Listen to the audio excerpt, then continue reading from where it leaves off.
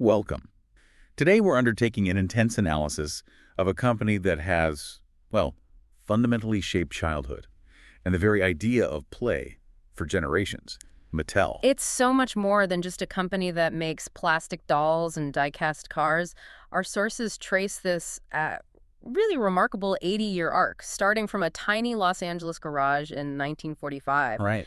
And the story is it's complex, it's turbulent, and it follows this evolution right up to where they are now in 2025 as a massive global entertainment and intellectual property, or IP, powerhouse. It's an entire corporate history compacted into one story. I mean, you have to look at the sheer scale of the challenges they face. We're talking corporate scandals, near-death financial crises. Huge acquisition. Huge acquisitions, and then this very intentional, very rapid pivot into film, television, and digital gaming that really defines who they are today. And our mission really is to dissect the mechanics of that pivot. We want to understand how Mattel, a company that for most of its life was a physical toy manufacturer, transitioned into the sophisticated, integrated global franchise manager. So how do we do that? To do that, we have to isolate the handful of strategic decisions and the major challenging periods that fundamentally redefine the company's path. Let's start with the name itself, Mattel. It originated with the three founders, Harold Matson, and of course the dynamic husband and wife team, Ruth and Elliot Handler. And the name Mattel is a portmanteau. It's a combination of Matson and Elliot, which is a detail that former CEO Bob Eckert shared in a talk. But there's a curious footnote there. Ruth's name, despite her being, arguably the most pivotal creative force in the company's entire history. It couldn't fit. It just couldn't fit into the official company title. But the importance of Ruth Handler's vision, as we're about to see, is just impossible to overstate. And when you look at the scale Mattel has reached today, it's stunning. It's the world's second largest toy maker, holding its own right behind the Lego Group. And they operate across 35 countries and territories, selling products in over 150 nations. Yeah. It's a massive global footprint. And here's the part of the story that's truly fascinating. This massive multi-billion-dollar empire is fundamentally built on the historic durability and the enduring success of just two core properties. Barbie and Hot Wheels. Barbie and Hot Wheels. And that durability is measured in hard data. The NPD Group, which tracks market performance, named Barbie the top global toy property, and Hot Wheels the top-selling global toy of the year. For both 2020 and 2021. Right, for 2 years running, which means these two brands, conceived decades and decades ago, are still the central pillars driving the company's performance, even now in the age of digital entertainment. And that intense reliance on core, durable IP is the most important thread we need to follow.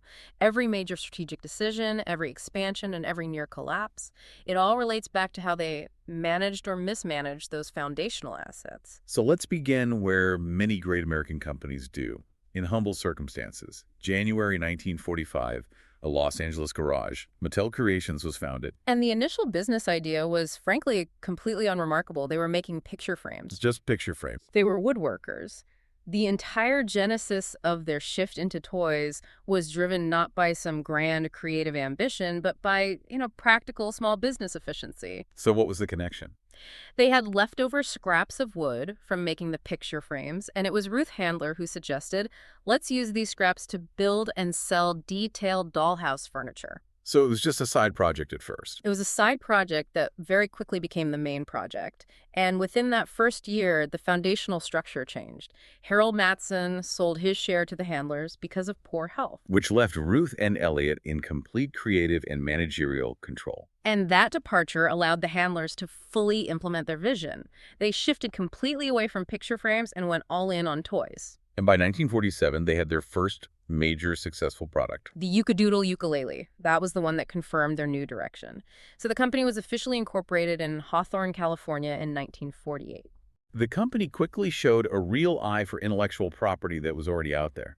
For instance, in 1950, Mattel acquired the rights to the Magic 8-Ball, which had been invented by Albert Carter and Abe Bookman. It was a smart move, but their true industry revolution, the thing that changed everything, came through marketing. This is maybe the single most important strategic decision of Mattel's early years, isn't it? Absolutely. They fundamentally changed how toys were sold. Mattel became the very first national sponsor of a weekly television series, the Mickey Mouse Club. Which was just groundbreaking. Before this, you have to remember, toy advertising was mostly confined to, seasonal catalogs? Catalogs, local newspapers. Yeah. And it was generally targeted at parents. Right. And by sponsoring National Children's Show, Mattel completely bypassed the parents and created this direct, sustained demand from the children themselves. It was a massive financial gamble. It demanded a huge commitment from what was then still a small company, but it paid off exponentially. It established Mattel as an industry giant almost overnight. And it forced every single competitor to rethink their entire advertising strategy. They monetized the airwaves. And this revolutionary advertising strategy happened to coincide perfectly with the debut of the products that would define the company forever. Barbie, who would become the company's best-selling toy in history, debuted on March 9th, 1959. And the creation of Barbie was Ruth Handler's genius. It really was. Before Barbie, most dolls were modeled on infants, encouraging girls to role play as mothers. But Ruth wanted to create a doll that allowed girls to project their future selves, to be teenagers, career women, adults. It was a massive cultural shift. And of course, the male counterpart, Ken, followed in 1961. And beyond just the fashion doll, Mattel also revolutionized the interactive toy segment. So in 1960, they launched the Chatty Cathy talking doll. Chatty Cathy was a technological marvel for its time. The mechanics involved a pull string, and the doll was voiced by the famous voice actress June Foray. And it didn't just make a noise, it spoke specific phrases, making it feel truly interactive. That technology was so disruptive that the pull-string talking doll mechanism just dominated the toy industry throughout the entire 1960s and 70s.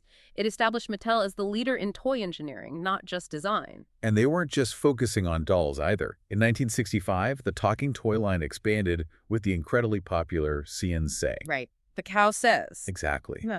And then Mattel set its sights on conquering the boys' toy market, which all culminated in the 1968 introduction of Hot Wheels. The resources they poured into Hot Wheels are really instructive. The design team included a genuine rocket scientist and a seasoned car designer. So this wasn't just another toy car. No, this was engineered for speed and performance. It featured low-friction axles and unique suspension systems. It was a serious piece of engineering. The first line, the Sweet 16, debuted on May 18, 1968, and immediately challenged the market dominance of Matchbox cars. And to really cement the brand's authenticity, Mattel forged an early sponsorship deal in 1970 with famous drag racers Don the Snake Prudhomme and Tom the Mongoose McEwen. And they reproduced their race cars as toys, which further blended that fantasy play with real-world motorsports. It was genius.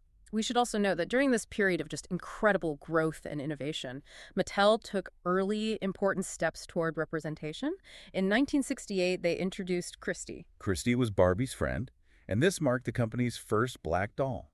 Right. It was a slow process, but it established the principle of diversity within that fashion doll segment early on. But this burst of creative and financial success led to a sense of, well, corporate invincibility. Hubris, maybe. Yes, and that ultimately led to the first catastrophic corporate expansion and collapse. This is where we see that transition from creative genius to corporate overreach. In 1971, Mattel decided to make a massive, expensive acquisition far outside its core competency. The Ringling Bros. And Barnum & Bailey Circus. For $40 million. That is a staggering sum for the time, and it's a completely different business model. They're going from highly optimized, repeatable plastic injection molding to managing live events, logistics, animal care. It's a world away. And while they did retain the Feld family to manage the circus operations, the strategic fit was just non-existent. It was a disaster. A complete disaster. The circus itself was profitable, but integrating it into the toy company structure created massive accounting and operational burdens. Our sources show the immediate, devastating impact. Mattel recorded a substantial loss of $29.9 million in 1972. A huge number relative to their size at the time. That catastrophic financial failure forced a rapid, painful divestiture. By December of 1973, Mattel sold the Circus Corporation. But the damage had been done, and the investigation that followed revealed far deeper problems within their corporate governance. And this is the tragic culmination for the founders. In 1974, an investigation found Mattel guilty of issuing false and misleading financial reports. This was a clear corporate crime. It was, and it resulted in Elliot and Ruth Handler being permanently banished from the company they had created from scratch in their garage. It's a phenomenal irony, isn't it? The Handlers, who were these revolutionary entrepreneurs, masters of product design and marketing. They destroyed their own legacy through poor financial stewardship and illegal reporting. It demonstrates a fundamental, brutal lesson about scaling a business. Brilliant product innovation does not shield you from regulatory compliance or sound financial management. And that 1974 event, it wasn't just a ledger entry. It was a profound corporate trauma that necessitated an immediate and painful institutional reset. So the years immediately following the handler's banishment were defined by desperation and really a fight for corporate survival. Arthur S. Spear took control in 1975. And he was stepping into a company that was just reeling from scandal and financial collapse. His immediate focus was stability, He had to leverage the few assets that still had inherent value. which were Barbie and Hot Wheels. And he succeeded brilliantly. He guided the company back to profitability within just 2 years. Which demonstrated that the brands were strong, even if the management structure had been incredibly weak. Right. And Ruth Handler finally sold her remaining stock in 1980, completely severing her long-dangling ties to the company. But despite that recent, painful lesson about diversifying outside their expertise with the circus, the company made an even bigger bet on a completely new field: consumer electronics. This was the devastating electronics gamble. The late 70s were the dawn of the electronic gaming age. Mattel saw the success of early handheld games and decided they had to chase that trend. They debuted the Mattel Electronics line in 1977 with an all-electronic handheld game, and seeing some immediate success, they just accelerated that expansion. They incorporated Mattel Electronics as a standalone division in 1982. But the console war was about to begin, and Mattel was woefully unprepared to compete with giants like Atari. They overinvested, they over-leveraged, and the market quickly crashed. And the cost was monumental. The following year, Mattel Electronics resulted in a staggering loss. $394 million. To put that in perspective, that number nearly pushed the entire company into bankruptcy. It completely overshadowed the Ringling Bros debacle from a decade prior. It was another clear example of that same corporate hubris leading to rapid, expensive failure outside of their core competency. So it took outside intervention just to keep the lights on. In 1984, two venture capital firms, E.M. Warburg, Pincus & Co., and Drexel Burnham Lambert, They had to invest hundreds of millions of dollars just to ensure Mattel remained solvent. They essentially bought the company's survival. This cycle of near-death experiences, from the 74 scandal to the 83 electronics collapse, it created this inherent instability. And yet, while the finance side was just collapsing, the core product lines continued to hit significant milestones, especially around diversity. That's absolutely right. In 1980, Mattel introduced its first genuinely diverse line of Barbie dolls. This included a Hispanic doll and the first African-American Barbie, which was an important distinction from Christie. Who had been introduced earlier as a friend of Barbie. Exactly. This new line established that women of color were not just friends, but were central characters in the Barbie narrative. And this initiative grew quickly to include Barbie iterations representing more than 40 different countries. On the boys' side, they hit a huge, though temporary, cultural moment with the launch of He-Man and the Masters of the Universe action figures in 1982. This was a full multimedia blitz. It spawned comics, a hugely popular animated series, and eventually a live-action film. And Masters of the Universe provided a critical revenue lifeline during that electronics collapse hangover. It showed Mattel's ability to create successful, fantasy-based IP, but it was a trend-driven brand. It wasn't durable in the same way. And Barbie was continuing its evolution. In 1985, they launched the influential We Girls Can Do Anything campaign, which specifically targeted the idea of self-belief in young girls. They also released the CEO, or Data Night Barbie, overtly celebrating women in leadership positions. but the volatility reappeared. By 1987, sales of Masters of the Universe began to plummet sharply. It was following the typical boom and bust cycle of IP that's driven by Saturday morning cartoons. This caused yet another significant revenue dip. And it proved they couldn't rely on single temporary hits. The true lasting turnaround came under the leadership of John W. Ammerman, who had joined the company in 1980 and was named chairman later in the decade. And he implemented the critical strategic insight. Stop chasing trends and focus intensely on what you already own. Ammerman's strategy was brutally simple and effective. Leverage the core brands, specifically Barbie and Hot Wheels, which had proven their staying power. He realized that durability was more valuable than volatility. And the results were undeniable. Barbie doll sales, which had been, $430 million in 1987? Soared to nearly $1 billion by 1992 under this focused approach. That cash flow saved the company, and it funded the aggressive expansion that came next. They also became much savvier about leveraging other people's durable IP. Yes. In 1988, Mattel secured a major licensing and sponsorship deal with the Walt Disney Company. This included infant and preschool plush toys, attraction sponsorship. Yeah. And exclusive rights to Disney character dolls and stuffed characters. That Disney relationship was transformative. It embedded Mattel into the intellectual property flow of the world's biggest entertainment company. It moved Mattel beyond just creating toys into managing the physical manifestation of entertainment IP. And symbolically, the company signaled its renewed stability and confidence in 1991 by moving its headquarters from Hawthorne to the current, more modern facility in El Segundo, California. So that 1975 to 1991 era was messy, it was chaotic, filled with costly near bankruptcies, but it ended with a fundamental, necessary corrective strategy, prioritized the core. Armed with a booming Barbie line and a clear strategy, Mattel entered the 1990s and embarked on this aggressive, calculated acquisition spree. Right. They were aiming to diversify their portfolio safely this time by buying established brands rather than inventing risky new ones. This spree was really about market consolidation. In 1992, they strategically entered the non-electronic gaming business. By acquiring International Games, which owned the massive card game properties Uno and Skippo, which instantly diversified their offerings into the family game night segment. The big moves kept coming. They acquired Fisher-Price, a major player in preschool toys, in 1993. Then, in 1997, they swallowed Tyco Toys, which owned key competitors like Matchbox and Dinky Toys. Cementing Mattel's absolute control over the die-cast car market. And they didn't stop there.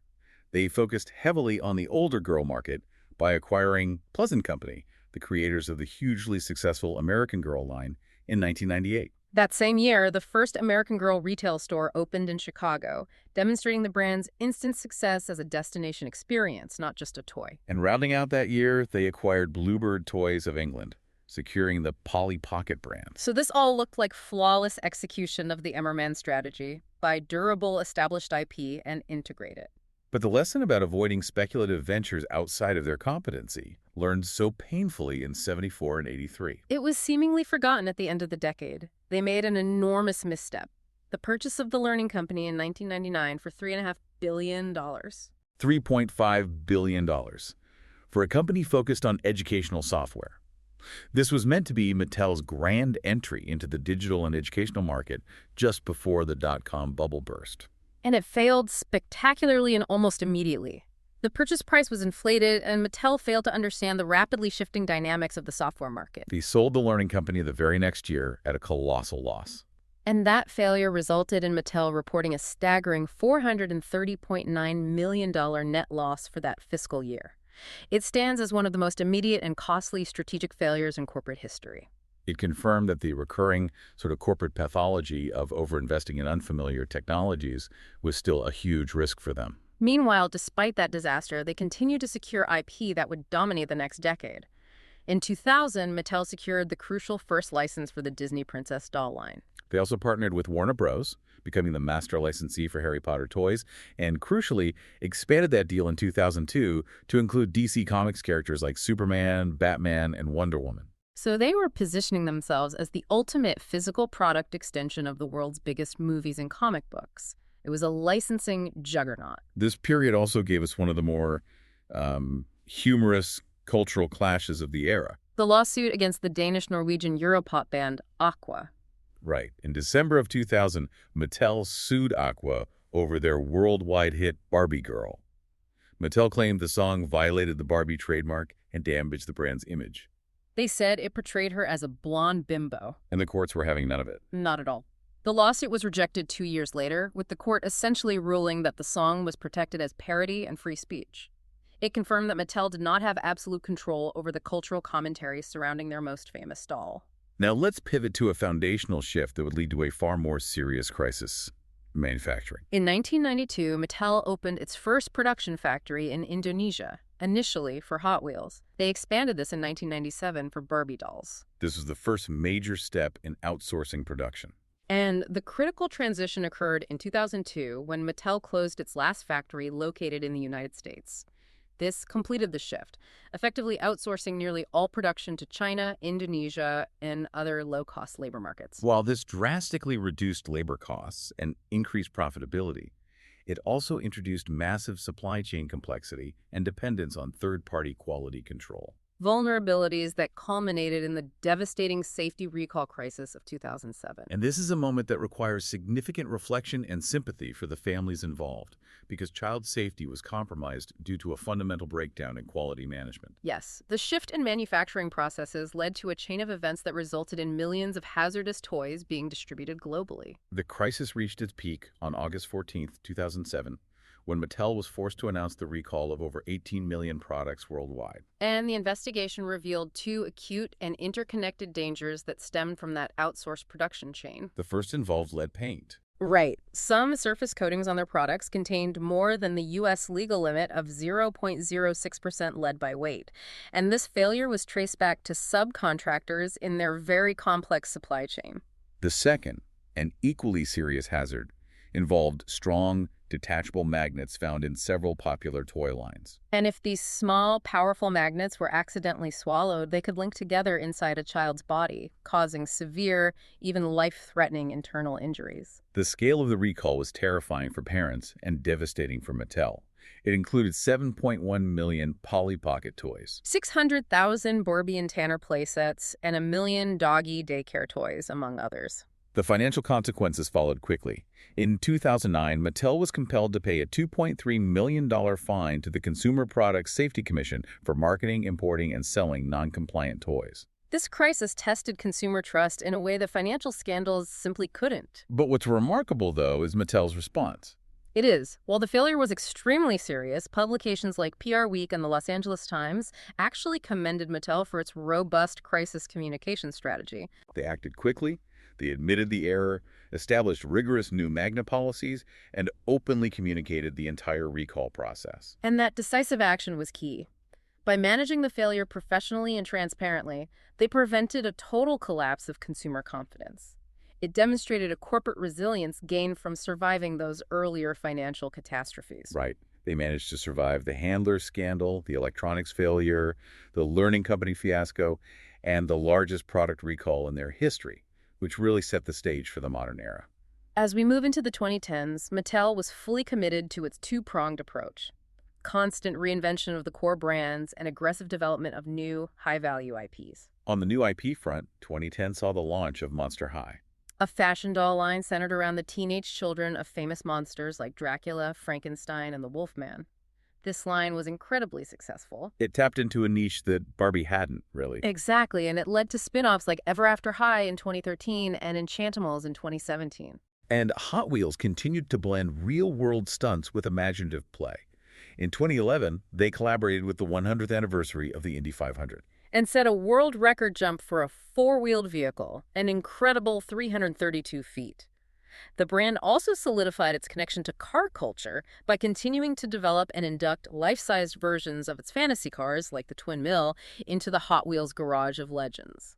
But the most important evolutionary step was the intensive focus on diversity and inclusion within the Barbie brand, building on those early 1980s foundations. Yes. In 2012, Mattel introduced Ella, a bald doll distributed through hospitals specifically for children experiencing hair loss due to medical treatments. This was a clear move to use the doll as a tool for empathy and representation. And that commitment accelerated dramatically in the 2020s, reflecting and perhaps even driving broader cultural acceptance. The milestones are impressive and culturally significant. In 2022, they released a first-ever transgender Barbie doll, modeled after actress and advocate Laverne Cox. Then in 2023, they worked directly with the National Down Syndrome Society to create a doll with Down syndrome. And their inclusion efforts continued in 2024 with a doll representing individuals with vision impairments. This isn't just a marketing exercise, it's a permanent reshaping of the brand identity.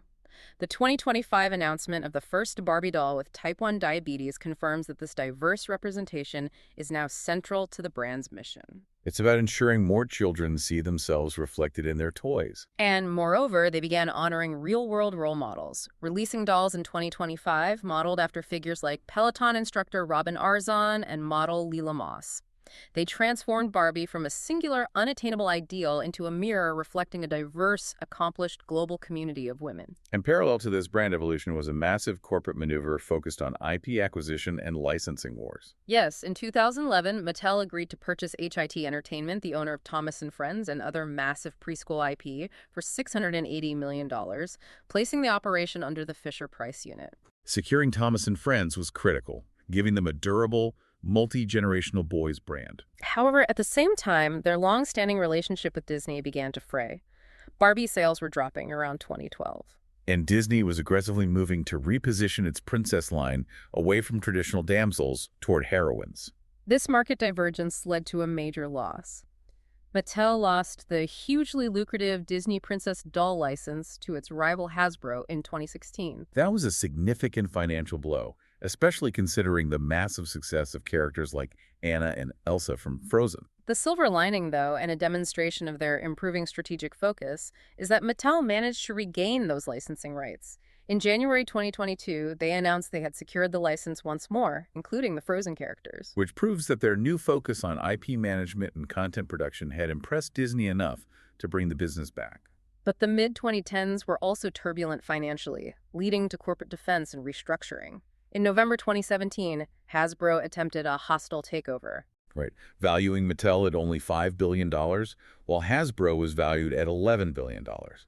Mattel rejected the offer, signaling a determination to remain independent. But that independence came at a high cost. The liquidation of Toys R Us in the U.S. in 2018 put enormous financial pressure on the company. It forced Mattel to lay off 2,200 employees, a significant restructuring event. This situation catalyzed the entry of the new CEO, Ynon Kreiss, in 2018, and Kreiss arrived with a clear mandate: stop being just a toy company and fundamentally transform Mattel into an integrated entertainment player. Primarily by monetizing its IP across all platforms. Kreiss implemented a massive reorganization. He shifted the company culture by bringing in executives from the entertainment sector. And critically, he established a global franchise management group led by Janet Su, tasked with aggressively pursuing new opportunities in content, digital gaming, and live events. But despite this forward-looking restructuring, the volatility continued briefly.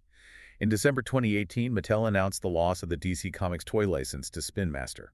This sent their share price tumbling to an 18-year low of $9.25 per share. And this low point seemed to be the final straw. It fully accelerated the pivot into content creation and digital expansion, which defines the modern Mattel. Let's detail that digital pivot. In 2018, Mattel established Mattel 163, a joint venture with the Chinese tech behemoth NetEase. And this wasn't just a simple partnership. It was a deliberate strategy to access the critical Chinese mobile gaming market. Specifically to develop mobile versions of classic games like Uno and Phase 10 World Tour. And simultaneously, they ramped up their in-house content production capacity.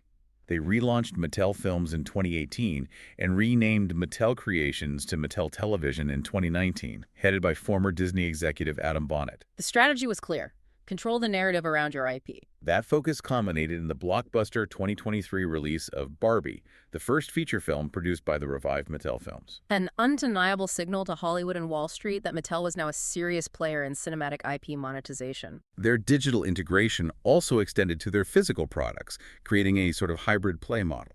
Yes, in 2019, they launched the Hot Wheels ID line, which embedded NFC near-field communication chips into the cars. This allowed you to scan the cars into a mobile app, combining physical track racing with digital competition, collection, and even coding exercises. They also embraced the direct-to-consumer model. In 2020, Mattel Creations was relaunched as an e-commerce and content platform focusing on high-end, limited-edition collector items. And unique collaborations, like the Basquiat Barbie and specialized artist collaboration collections, it elevated the brand beyond just the mass-market toy aisle. And recognizing the trend in digital assets, Mattel dove into the Web3 world.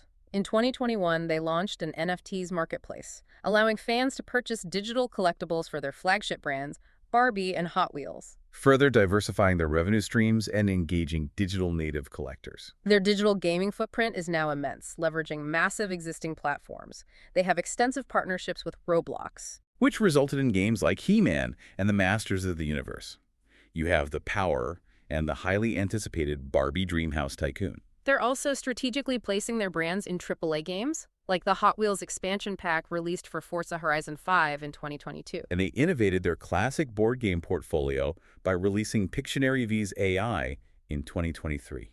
Where an artificial intelligence model does the guessing, this commitment shows that they are dedicated to applying IP across every screen, from mobile to console to streaming. We should also acknowledge some recent incidents which show the volatility that comes with this deep media integration. Right. In August 2024, an embarrassing leak occurred involving their media partner, Universal Pictures. Ariana Grande's version of the song Popular from the upcoming Wicked movie. It was distributed inadvertently via Mattel-produced singing dolls before the movie soundtrack was officially released. That was a complicated moment for a high-profile movie rollout, and another unfortunate incident followed in November 2024 concerning the Wicked-themed dolls. A simple packaging error resulted in a printed web address that inadvertently linked consumers to an adult website instead of the official movie site. Mattel issued an apology for the error and advised parents who had purchased the products to destroy the packaging that contained the incorrect web address. And these two 2024 incidents highlight a new kind of risk. When you become a full-fledged content company, a simple supply chain or packaging mistake can become an immediate, high-profile media crisis. And finally, in June 2025, Mattel signaled the full consolidation of this modern strategy by combining Mattel Films and Mattel Television into a new single entity Called Mattel Studios. Right. And placing Robbie Brenner as president and chief content officer completes the merger of all audiovisual content development under one centralized umbrella. And this expansion isn't limited to digital or cinema. They are investing heavily in physical, live experiences, including the development of the Mattel Adventure Park in Glendale, Arizona. A 9-acre park set to include themed roller coasters and attractions for Barbie, Hot Wheels, and Thomas and Friends. It's about turning the IP into physical destinations. This confirms that Mattel now views its brands as multi-platform global franchises, from mobile games to Hollywood films to theme park rides. And those franchises, incidentally, just happen to also sell physical toys. Tracing the company's 80-year history, from using wood scraps for dollhouse furniture in a garage to managing complex digital IP rights and cinematic production is, well, it's a truly amazing trajectory. What is most striking is the corporate resilience. Mattel didn't just survive one near-death experience, they navigated several catastrophic financial losses. The 1972 circus debacle? The $394 million loss on Mattel Electronics, the staggering $3.5 billion misstep with the Learning Company. And most importantly, the massive 18 million unit product recall of 2007. And they persisted by adhering to two core principles: consistently leveraging and strategically reinventing Barbie and Hot Wheels, making them culturally relevant to new generations, while also demonstrating the corporate discipline to cut losses quickly on non-core ventures, even if they cost billions. Their willingness to constantly diversify from TV advertising in the 50s to NFTs in a full-fledged studio today is the key to their adaptability. So given Mattel's push into digital gaming, digital collectibles, and the creation of Mattel Studios in 2025, the final provocative question for you to consider is this. The future value of Mattel seems intrinsically tied to its ability to manage global franchises across every media platform. At this point in time, is Mattel fundamentally a content company that just happens to sell physical products, or is it still a toy manufacturer first and foremost? The answer to that will define their next 80 years. It will. It's a remarkable transformation, and the journey from a Hawthorne garage to a global studio is certainly one for the history books. Indeed. Thanks for listening.